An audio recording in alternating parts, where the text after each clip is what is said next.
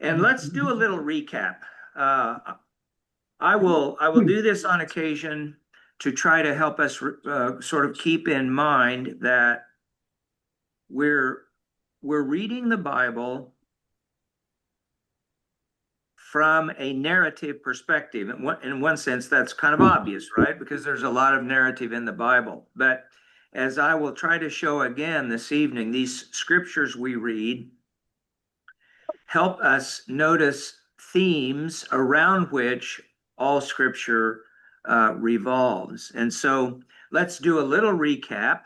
We started, think of this, think of it as like a story that's developing. The beginning of the story is creation. And God created everything that exists. And we, created in his image, are creatures in that creation. And so all peoples, all nations, all creation belongs to God. That's the starting point for this story. And then we touched on another universal theme, which is the problem of sin. And we looked at chapter 3 of Genesis, for example, and we spent some time, for lack of a better way of saying it, getting in touch with the tragic aspects of the story that we read about in Genesis 3, often known as the fall. And I tried to encourage us to think more along the lines of to use human language for God. God speaks to Adam and Eve in the garden, as it were, with a broken heart. There is a curse in Genesis 3.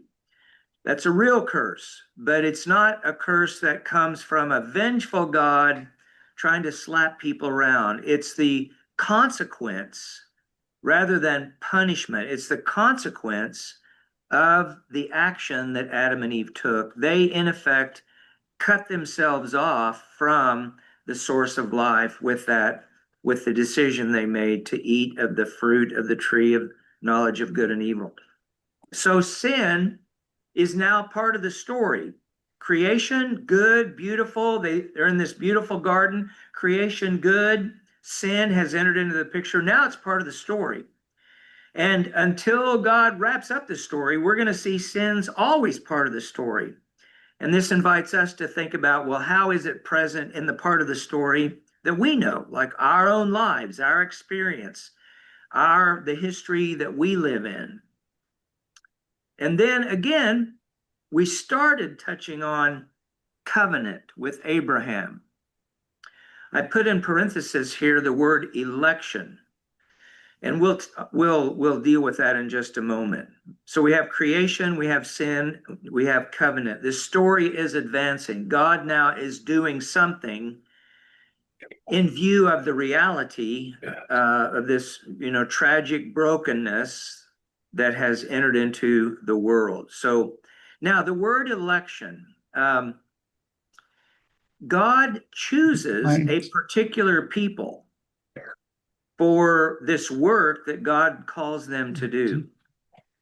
Election, though, is a bit of a fraught term. So I want to take a second and think with you about election from the standpoint of a missionary bishop that is really one of my heroes in the faith. And I want to tell you just a little bit about him, but really brilliant insight into this particular point and into the work of the church. Leslie Newbigin is his name. I think he was born in 1918. I know that he died in 1998. And most of his ministry, he was a missionary in South India.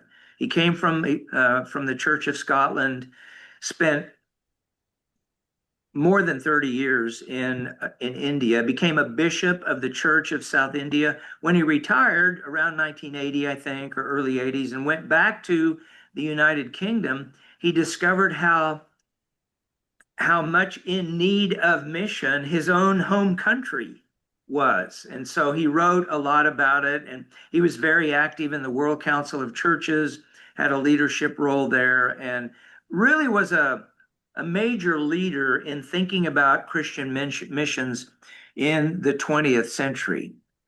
So, sorry, I got a message from chat. I don't want to chat right now. AI wants to chat. I don't want to chat with AI. So sorry, I thought somebody wanted to say something. All right. Now we think of the word election. Steve, they Yeah. they were asking you to say his name one more time. Oh, is that what it said? Yeah. Yeah. Leslie Newbigin. Yeah. Okay, so typically we have thought of the word election in relation to predestination. And the legacy of John Calvin, mainly, we think of Presbyterians or Reformed parts of the church. If these words don't mean a lot to you, don't worry about it. But I think almost everyone knows something about predestination. And John Calvin, in his work, came to the conclusion that the Bible shows that God sovereignly chooses some individuals to be saved and the rest of humanity to be damned. And Newbigin, who really was a part of this Reformed tradition in the church, along with a theologian like Karl Barth, began to, look at these matters and came to the conclusion that election in the Bible is not so much about God choosing individuals to save, but it's more about choosing a people for mission. So it's about the vocation of the people, not about their future status in terms of being saved or not saved. And I find that very helpful because there is election language in the Bible. And Methodists, Wesleyans, we kind of want to duck that stuff, right? Because it has the smell of predestination about it. We don't really agree with predestination, so we've kind of avoided that. But election, from this standpoint that Newbigin advanced, is a really, really important way of understanding what God is doing in Scripture, particularly in this narrative. And we find ourselves, as we go through this study together, we find ourselves, right? It implicates us too. This story that we're reading is not just about people way back when, in another part of the world. It's actually a story that has encompassed us. And so we can think with these folk as we read their stories. We can think about ours and what our mission is, how we stand in the election of God to do something in the world. Okay, that's just a tad about Leslie Newbigin. Because that word election, covenant, election is often related to the word covenant, and we're gonna talk about covenant for a while. So I wanted to kind of get that point out to clarify it. We're not talking about those predestined to salvation and the rest are not. We're talking about mission, vocation. We're Steve, talking about, yes. I was going to say, if anybody would be interested in reading more about Leslie Newbigin, Jeffrey Wainwright has actually written a kind of theological biography of him. Again, Wainwright, spelled just like it sounds, on Newbigin. I don't think Wainwright's book is very well known. But if you're interested in looking into Newbigin, that Wainwright book would just be great. But Steve, Yes. also that Newbigin take on election for mission, it's not that unusual. I mean, Rabbi Jonathan Sacks, uh, who was alive until maybe a year or two ago, the great Jewish thinker, Mm-hmm. would make the same claims. I mean, Uh-huh. people, the Jews were elected for the sake of the Gentiles. Right, I mean, that's the argument that he would make. right. And furthermore, Wolfhart Pannenberg would speak likewise. In fact, Pannenberg, believe it or not, was willing to talk about how America was a chosen nation. Now, don't report me to the anti-Christian nationalists, but Pannenberg made that argument, probably much the same as Lincoln, that we're kind of an almost chosen people. Mm, But again, the chosenness was for the sake of a mission to the world. It wasn't to elevate the chosen people above everyone else. It was right, to make that chosen people servants of God's cause in the world. right. Yeah, and I hope I've put together a group of scriptures tonight. This is, we're now into this situation of there's there's voluminous material we could look at. I'm just pulling out samples. But I tonight we'll look at some of those scriptures that get at this point that Paul is making. So, Can I yeah, say one yep, thing also about this way of looking at election? When you look around at, Christians, and our current, you know, communities that we live in, and you look back through history and think of people who are celebrated or remembered, like even Newbingen is a good example. It's pretty clear that uh, some people are called to a sort of extraordinary leadership, and some Christians are called to be the body of Christ in their little tiny world where they live.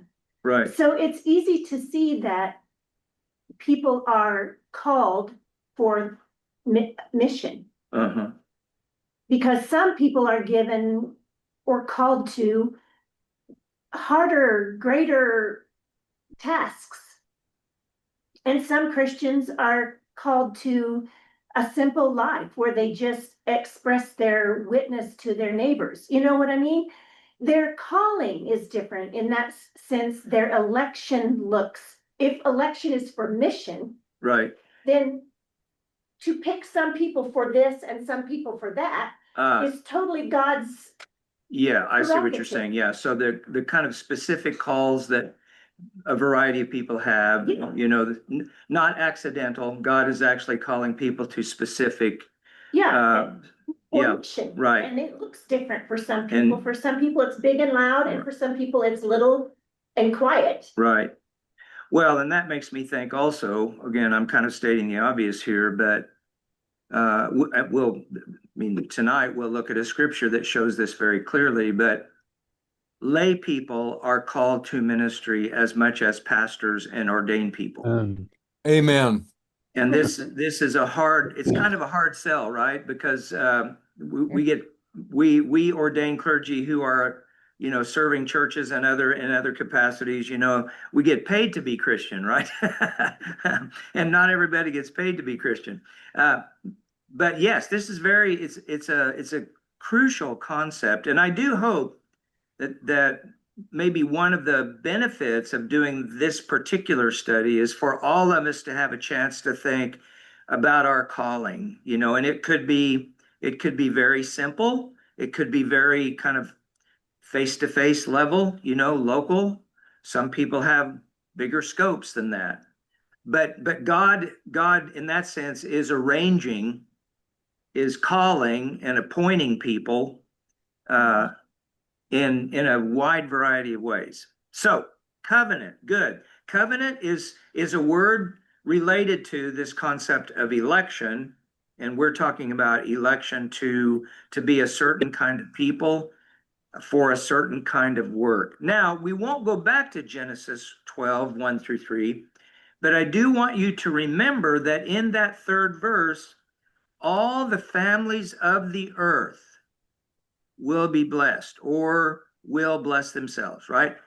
The vision that God gave to Abraham at the beginning of this part of the story is for all peoples. Now, we will look at Exodus 12, and here I'm really, as usual, I struggle with which scriptures to use and which to leave out because, again, there are many of them. But let's look at Exodus chapter 12, verses 43 through 49. Now, we're in that part of the book of Exodus where, Moses has been called, he's gone back to Egypt. The plagues are happening. There's this back and forth between Moses and the Pharaoh, Moses and Aaron and the Pharaoh, and these things are happening. And in chapter 12, we get these extended instructions for the very first Passover.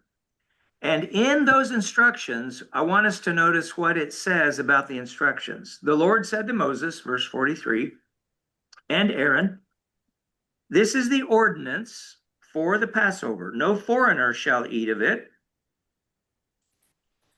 If we were really doing a study just on this passage, we'd have to stop and think about, because we're going to see some things that, there's a tension, you might say, in this text. No foreigner shall eat of it, but any slave who has been purchased may eat of it after he's been circumcised. So there's the sign of the covenant, right? From back in Genesis 17. No bound or hired servant may eat of it. It shall be eaten in one house. You shall not take any of the animal outside the house, and you shall not break any of its bones. The whole congregation of Israel shall celebrate it. If an alien who resides with you wants to celebrate the Passover to the Lord, all his males shall be circumcised. Then he may draw near to celebrate it. He shall be regarded as a native of the land, but no uncircumcised person shall eat of it. There shall be one law for the native and for the alien who resides among you. Now, it's a little puzzling to us. It says no foreigner can eat of the Passover, but then it tells us really anyone who is willing to accept the terms of the covenant, in effect, becomes part of the people of God. He shall be treated as a native of the land. But if you're not willing to accept the terms of the covenant with the sign of the covenant, which is circumcision, of course, this is a male-only thing, but it's all encompassing. If you're willing to accept the terms of a relationship that God puts down, it doesn't matter what your background is, what your ethnicity is, what your nationality is, you are part of God's people. So one thing that it's helpful to keep clear is that Jewish people, really from the beginning, were not some pure blood ethnic race. They've always been a mixed group of people, like all of us are, right? But the point here is, with the Passover meal, the instructions that come with the Passover meal, which is critical to the life of God's people, it's an annual celebration. We see this vision of the mission of God's people. It is inclusive of all nations, just as God said to Abraham in Genesis 12. So, Steve, what's the distinction then between a foreigner and an alien? I don't really know. Okay. I mean, I think, well, let me give it, I think, a reasonable conjecture. Here, I think a foreigner refers to someone who does not, who wants to, shall I say it this way, remain pagan, right? They prefer to kind of keep whatever position they have rather than undergoing the terms of the covenant. Now, we could do a study and maybe find out quite differently, but just on the surface of it, that seems to make sense to me. What verse are both of those listed? Well, Foreigner. foreigner is in verse 43. And then alien in verse 48. Okay. Some versions may use the word sojourner. Okay. Right? Okay. Okay. All right, now let's look at Exodus 19. And again, we could read a lot more than we're going to read. We're just going to read the heart of the matter. Exodus 19, we'll start with verse 3. And here the context is they've crossed the Red Sea. They've been on the journey for a while. They've arrived at Mount Sinai. And Moses is up on the mountain talking to God. And God says to him, well, verse 3, then Moses went up to God. The Lord called to him from the mountain, saying, thus you shall say to the house of Jacob, and tell the Israelites, you, and of course it's you all here, plural, you have seen what I did to the Egyptians, and how I bore you on eagle's wings and brought you to myself. Let's notice the personal language here. God is speaking directly to the people. And remember, I said, a time or two back, in the pagan religions of the day, the gods don't speak to humans, right? A certain class of humans can they can figure out how to influence the gods, but they're not, and they pray to the gods, but they're not having this interaction with God the way Yahweh speaks to his people. You have seen what I did to the Egyptians. Okay, verse 5. Now therefore, if you all obey my voice and keep my covenant, you shall be my treasured possession out of all the peoples. Indeed, the whole earth is mine, but you shall be for me a priestly kingdom and a holy nation. These are the words you shall speak to the Israelites. So Moses came, summoned the elders of the people, and set before them all these words that the Lord had commanded him. The people answered as one, everything that the Lord has spoken, we will do. So right here, we're witnessing, again, we're thinking of this in terms of story, narrative. We are hearing a story about God's people.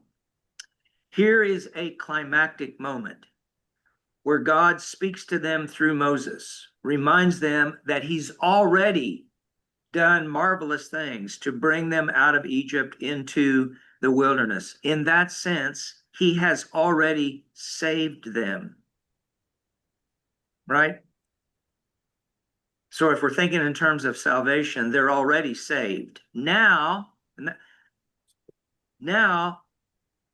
they enter into a covenant relationship. If you obey my voice, etc., you will be my people, my treasured possession. And they say, everything you say we'll do. It's interesting too, as we think ahead, that's a promise they don't keep, right? They don't keep that promise, but nonetheless. Now, a priestly kingdom and a holy nation. So let's think just for a second about what we know about priests. What do priests do? Shepherd. Their main, shepherd. Okay, what else do they do? They go between the people and God. There you go. So the priests, go ahead, sorry. The intercessor. Right, so the priest goes before the Lord on behalf of the people. And the priest also represents God to the people, right? So he speaks, as it were, for the people, and then he speaks, as it were, for God to the people. So it's this go-between kind of relationship. Now, We've got a whole nation of people like that, a priestly kingdom. Now they have, if we were to read Exodus and all the books in the Torah, the Pentateuch, the first 5 books, we would see they have priests. Aaron is the high priest, and his sons are priests, and their descendants are priests and Levites, and right? So they have priests, but the whole nation is a nation of priests. So we can see the mission of this people is to represent God to the world and represent the world to God. The way they live, the way they worship points to God, right? Now, we'll get into this, of course, in more detail later on in this study, but we can start to see here, there's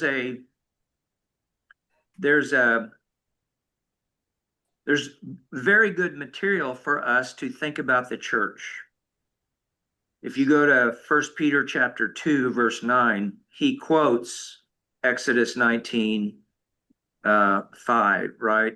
You are a kingdom of priests, a holy nation, a people of God's own choosing, right?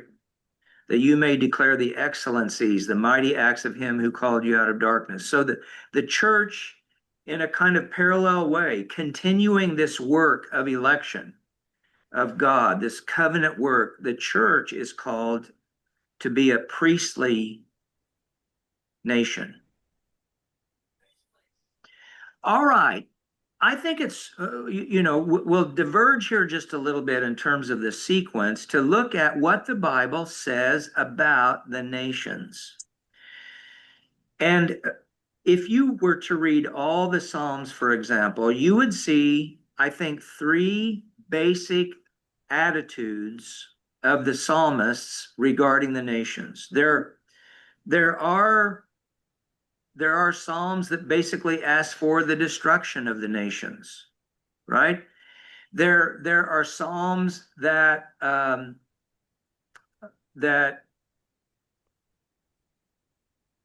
sort of let the nations stand on their own. God's people are God's people, the nations are the nations.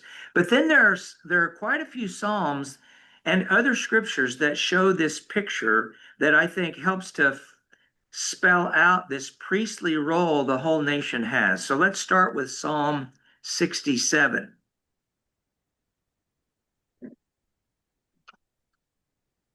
It's a short one.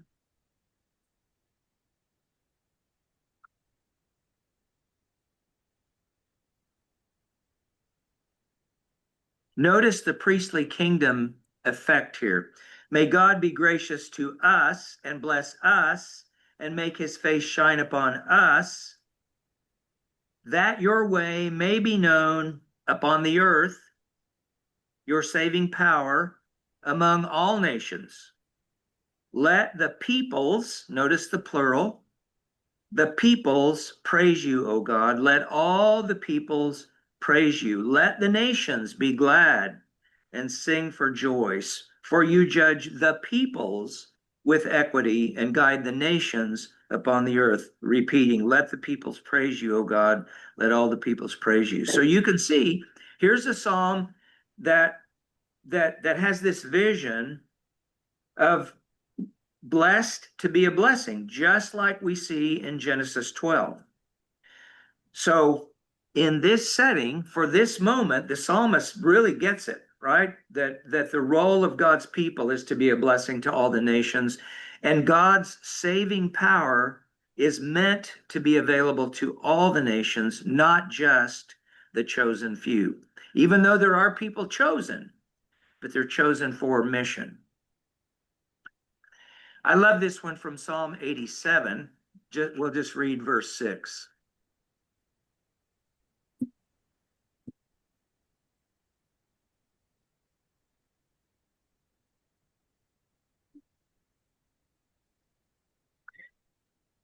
Psalm 87, 6, it says, the Lord records as he registers the peoples. this one was born there. Well, where's there? If you go back to the beginning, on the holy mountain stands the city he founded. And then we get down to, we start naming these other nations. And this kind of mysterious, maybe paradoxical, kind of this amazing idea that we know that in reality, not everyone is born in Jerusalem on the holy mountain, but the idea of being born in the people of God, right? There's a gesture here in the direction of something like a foreigner seeing the one true God and coming to faith in that one true God. That's the vision here. Again, it's this vision of the nations. Rahab, Babylon, these are all like enemy nations who come to be part of the people of God according to this vision. And of course, we could jump ahead, way ahead to the book of Revelation, and that's exactly what we see. But we'll save that for later. That's the end of the story, but not there yet. Now, back to the idea of election, that the people of God have a particular mission. Let's go now to the prophet Isaiah, chapter 42.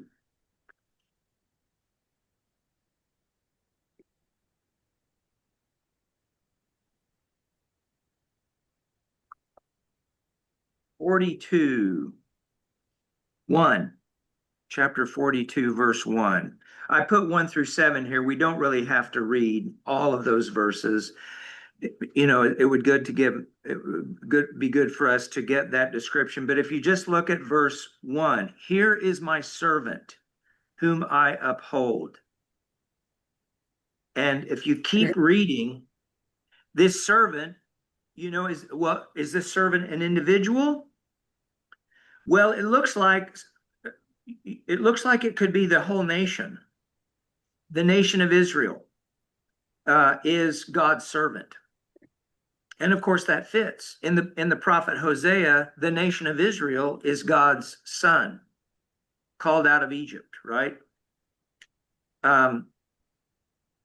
So we see here, and when we look at, that should be 49, sorry, not 59. When we look at 49 verses 1 and 5 and 6, we get a glimpse of what being a servant looks like. 49, 5 and 6. And now the Lord says, who formed me in the womb to be his servant, to bring Jacob back to him, and that Israel might be gathered to him. For I am honored in the sight of the Lord, and my God has become my strength. He says, it is too light a thing that you should be my servant, to raise up the tribes of Jacob, and to restore the survivors of Israel. I will give you as a light to the nations, that my salvation may reach to the ends of the earth. And let's do one more, and then I'll pause, and we can talk about this. Isaiah 56:7. Jesus quotes this one when he's cleansing the temple.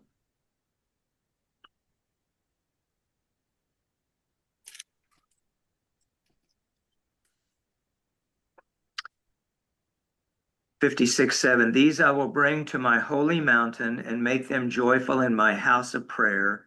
Their burnt offerings and their sacrifices will be accepted on my altar.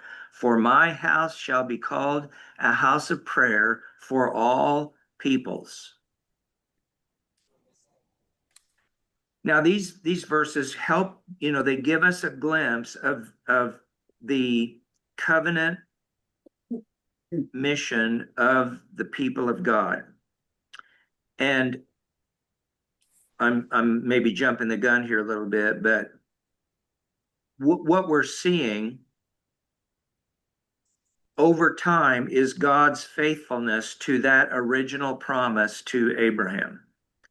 And this helps to construct the storyline, right? It helps to lay out the storyline.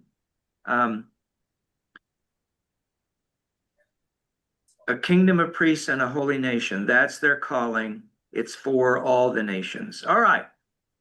Any thoughts, any questions? What are you thinking?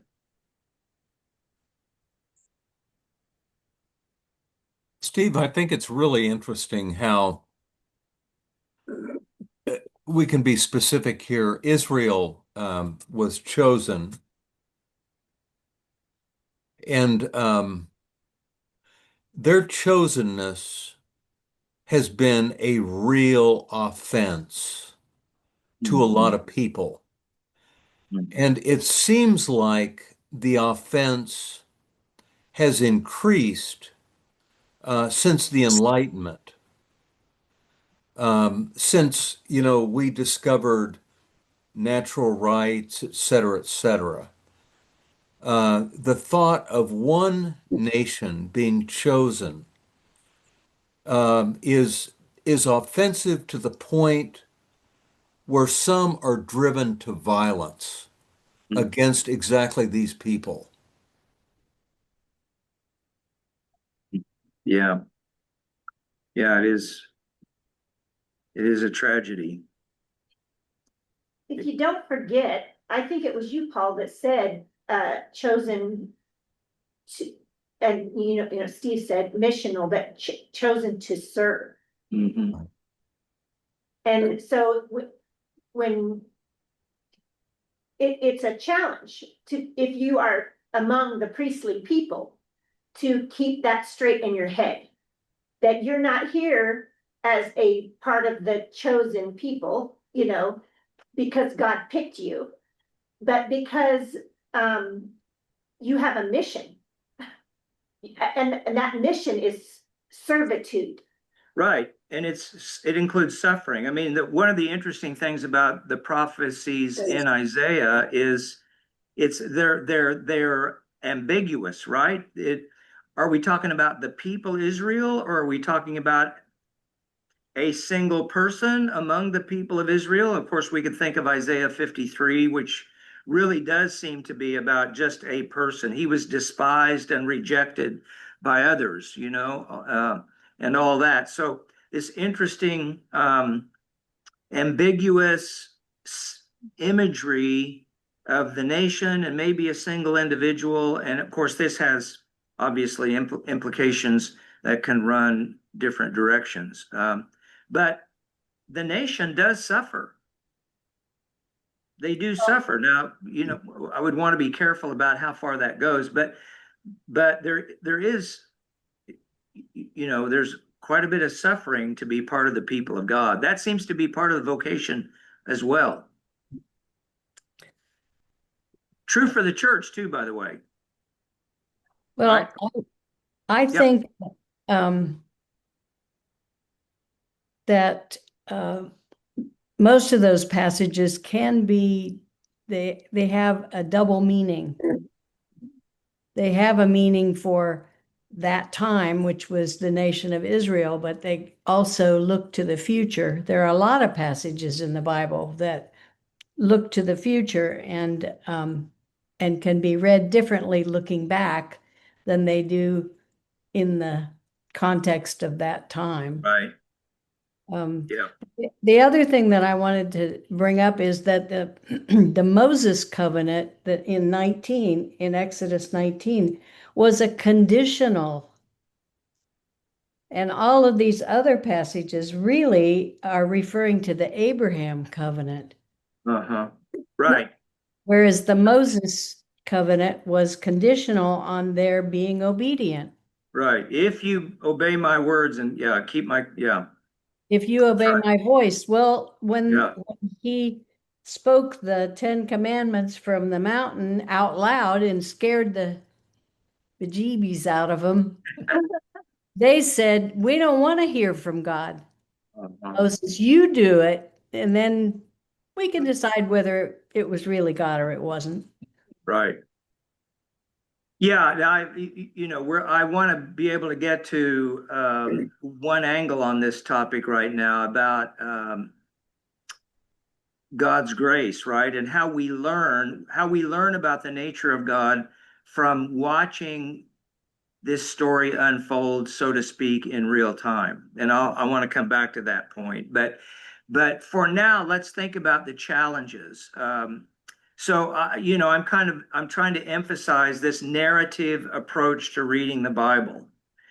And of course, in one sense, it's obvious because so much of the Bible is narrative, but parts of the Bible are not obvious to us as narratives.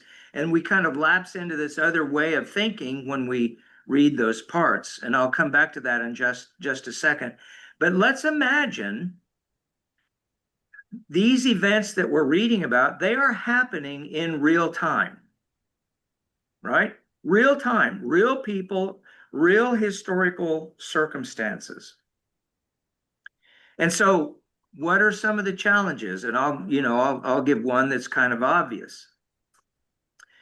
Israel is not a powerful nation. They're not an empire. Egypt is the empire.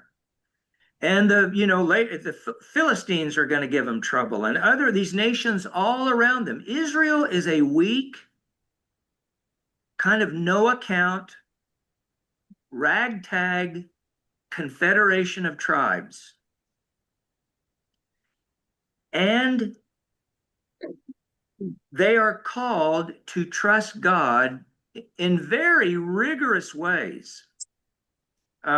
When we start thinking about some of the legal materials, they're called to, right? And they've said, all that the Lord has spoken, we will do, right? So now from Exodus 20 forward, Exodus 20 is the 10 Commandments.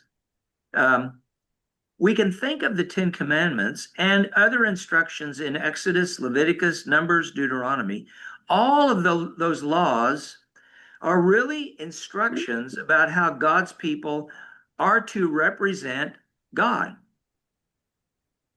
right? To fulfill their vocation.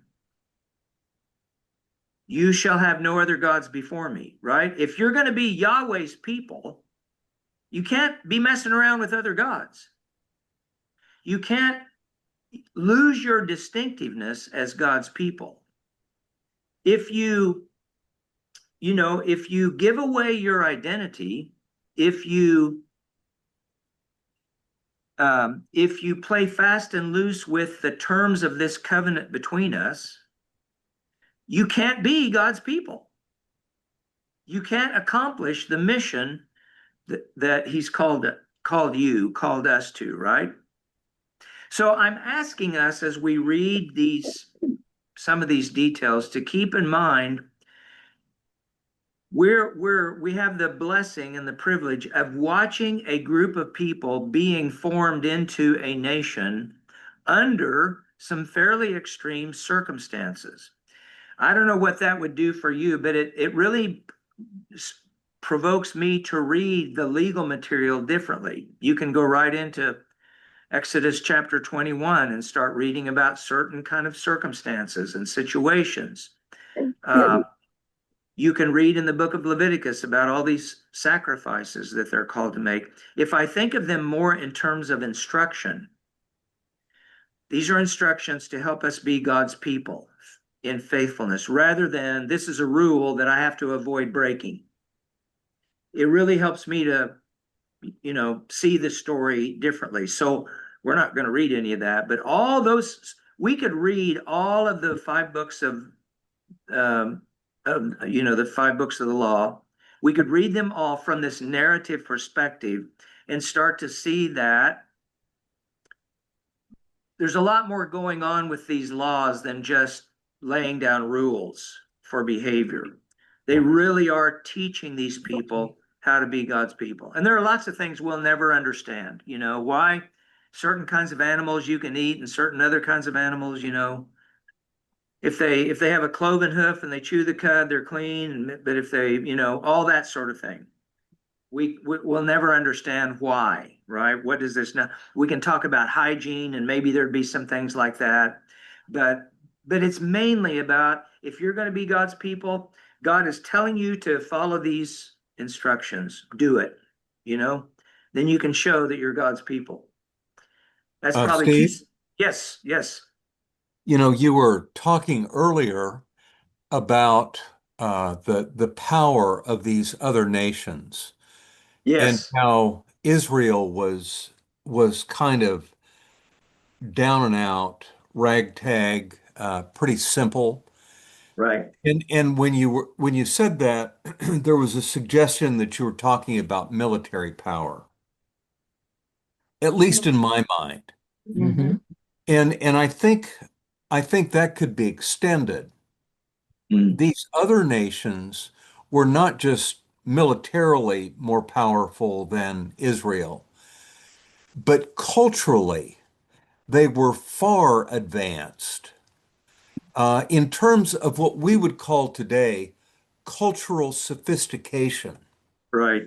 They were way out in front of this kind of agrarian people led by a God who kind of had male overtones as opposed to female, which Uh-huh. put Israel and the Jews just kind of way behind everybody. Uh-huh. And my guess is a lot of those laws were laid down to make clear that Israel was not to compromise with these nations around them. They were to remain pure and right and righteous. Um, and of course, we've lost all sense of that today. When in fact the church should be just as peculiar as the Jews were in their time, in the time of Moses and the prophets and so on. They Right. were to be they were to be a kooky people. Yeah. Okay? Yeah. Uh, Likewise with the church today. Right. We are to be a kooky, weird people. Yeah. Yeah. Yeah. And in fact, to stay faithful to the covenant, right? It's Yes. not just weirdness for weirdness sake. It's, faithfulness to the covenant requires we think a certain way, we live a certain way, you know, now I think the difficulty here, the little bit of the challenge is it is easy to become holier than thou. Oh, yes. And of course that's in itself a problem. In a weird sort of way, that's becoming like the world, right? So but That's I why the prophetic angle is so important. right, It is crucial to keep the people humble under the prophetic witness. right. That's right. Okay, well, again, sticking with this kind of keeps going on. the basic scheme of this study, which is about narrative.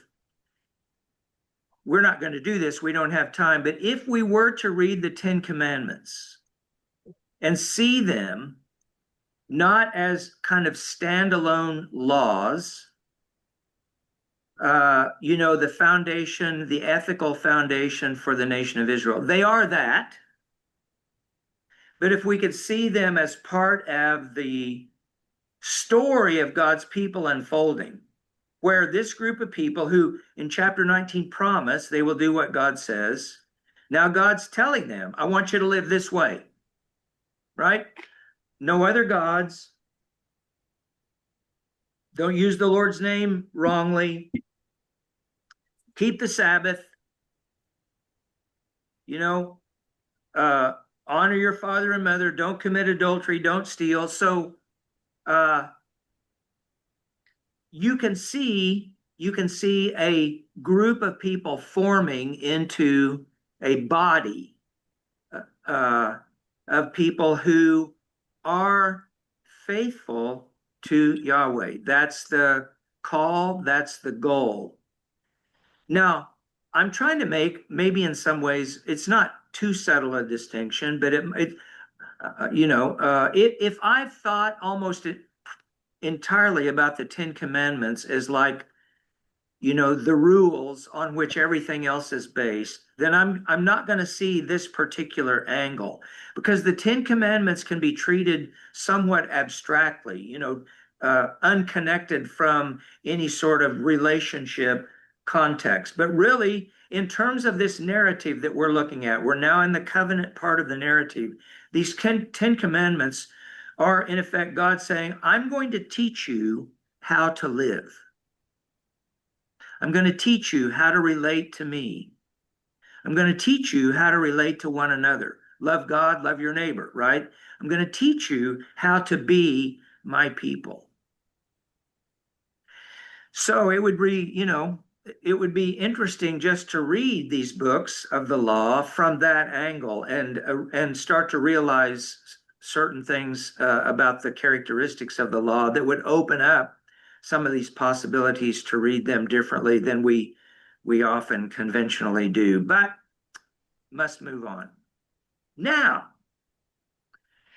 in the law is all this instruction about worship, instructions for the tabernacle, instructions for the priesthood's garments, particularly the high priest, very detailed instructions. And one thing, I just want to point out one thing. After all this description about the high priest's clothing, on the turban that the high priest wears, there's a gold plate on the front of the turban that says, "Holy to the Lord." Now, going along with Paul's point just a minute ago, I think when this priestly people, the whole nation, when they look at the priests within this priestly nation, particularly when they look at the high priest with that word, "holy to the Lord," on his turban, they are to remember who they are. Not just who the high priest is, or not just the priests among them, but the whole nation is to remember who they are. And, if you go online and you look for, some sort of visible example of this, you get lots of different visions of what the turban looked like. But I thought this was a pretty good one. And you can see there in Hebrew script, it says, "Holy to the Lord." Kodesh Yahweh, right? Kodesh, holy to the Lord, Yahweh. So I'm wondering what it would be like to be among a group of people that when they saw the high priest operating this way, dressed this way, that they were able to remember, oh, that's not just about him, and he's ordained and that's what he does, and he has to be holy. No, that's to reflect on all of us, right? That's our calling. We are elected. We are in covenant with God to be holy. So Steve, the idea that holy means set apart, Yeah. then holy to the Lord is set apart to the Lord. It's like, Yeah, for the Lord's purposes. Yeah. Right. So it isn't really about them. It's about the Lord and his purposes. Well, it is, but they are the covenant people, right? I get what you're saying, and I agree with that, of course. But they have a specific role, right? Right. They have a responsibility. Yeah. So it is about them. Okay. Let's press on. About out of time. Exodus 40 now. I want to bring this around to a kind of final point for the evening. Exodus 40, 34 and following.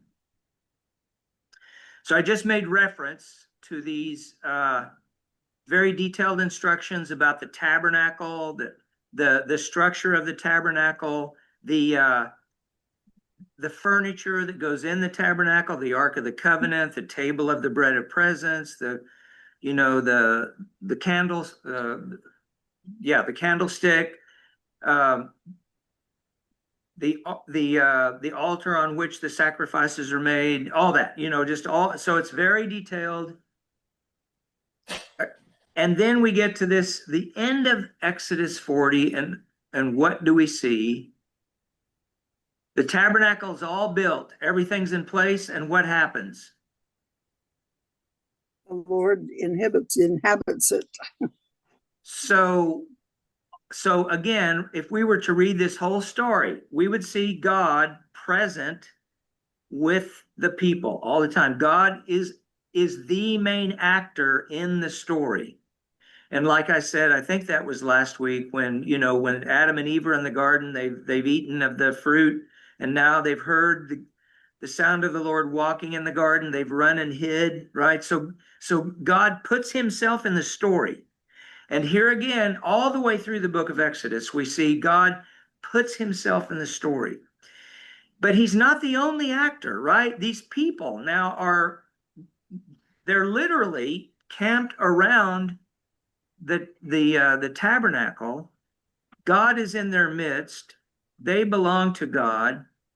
And the purpose is then to enact God's work of salvation in the world. So,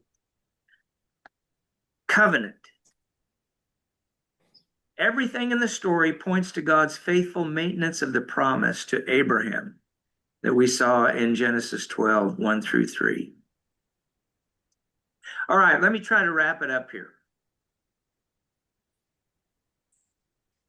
Why this story matters, and I really am talking about why this truth from God is put in story form.